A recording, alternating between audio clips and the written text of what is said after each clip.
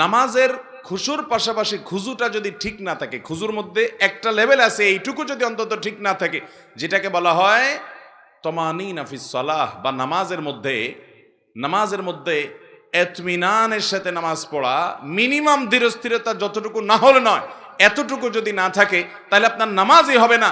কারণ সেটা না হলে ওয়াজিব তরক হবে, অনেক ওলামাদের অনেক ইমামদের মতে ফরজ তরক হবে, যার কারণে নামাজই হবে না। মোহতারাম হাজরিন, নবী করিম সাল্লাল্লাহু আলাইহি সাল্লাম বলেছেন, তিরমিজির হাদিস আপনারা অনেকে শুনেছেন, আউয়ালু মা ইউহাসাবু বিহিল আবদু ইয়াউমাল কিয়ামাতি, কিয়ামতের দিন বান্দার সর্বপ্রথম হিসাব নেওয়া হবে কিসের? ইবাদতের মধ্যে নামাজের হিসাব সর্বপ্রথম নেওয়া হবে, আর মানুষের পারস্পরিক লেনদেনের মধ্যে মানুষ খুনের হিসাব সর্বপ্রথম নেওয়া হবে।